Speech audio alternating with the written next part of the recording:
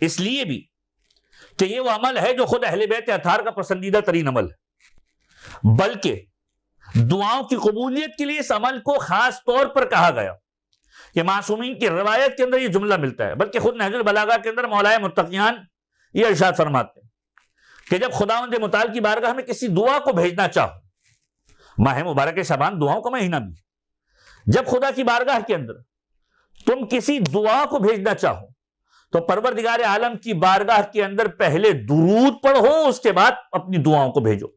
کیوں؟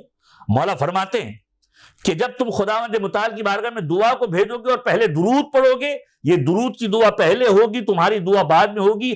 خداوند متعال درود کی دعا کو تو قبول کر ہی لیا کرتا ہے، یہ بات اس کی عدالت اور لطف و کرم سے میل نہیں کھایا کرتی کہ ایک دعا کو قبول کر لے ایک دعا کو چھوڑ دے، لہٰذا اپنی دعاؤں کو درود کے خلاف میں لپیٹ کر خدا کی بارگاہ میں بھیجا کرو۔ ایک مرتبہ درود پڑھ دیجئے محمد و آل محمد پر۔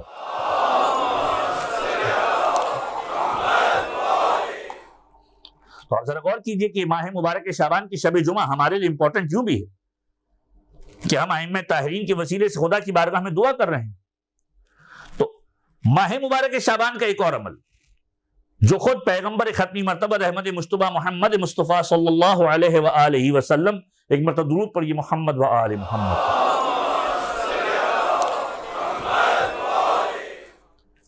فرمایا کہ شعبان کا مہینہ شفاعت کا مہینہ ہے، یہ وہ مہینہ ہے کہ جو شفاعت کا مہینہ ہے، اس میں پروردگار عالم کی اہل بیت اطہار کی شفاعت کے حقدار بن جاؤ۔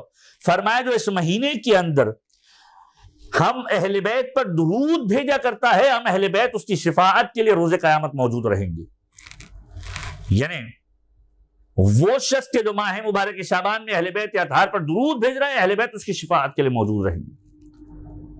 ماہ مبارک شعبان کی شب جمعہ اور جمعہ ویسے ہی درود کے اعتبار سے روایتوں کے جملے ملتے ہیں۔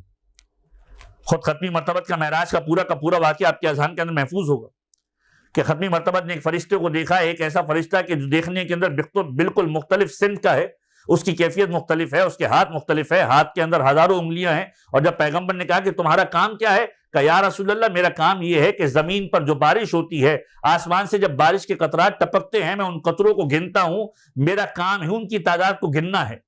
ہزاروں انگلیاں، ہزاروں انگلیوں کے اندر ہزاروں پور، ایک عجیب خلقت پروردگار عالم کی خلقتوں میں سے۔ فرمایا یا رسول اللہ میرا کام ان بارش کے قطرات کو گننا ہے۔ کہ کوئی ایسا لمحہ آیا کہ بارش کے قطرات نہ گن سکو؟ کہ نہیں، جو بھی قطرہ زمین پر جا کر گرتا ہے اسے گن لیا کرتا ہوں۔ پیغمبر نے کہا کوئی ایسی چیز ہے جو نہ گن سکتے ہو؟ کہ ایک ایسی چیز ہے، جب بھی کوئی شخص خلوص سے دل کے سطح پر درود بھیجا کرتا ہے، پروردگار اس درود کے بدلے میں جو اجر و ثواب اسے عنایت کیا کرتا ہے، میں اسے گن نہیں کر سکتا، شمار نہیں کر سکتا۔ ایک مرتبہ درود پڑھ دیجئے محمد و آل محمد پر۔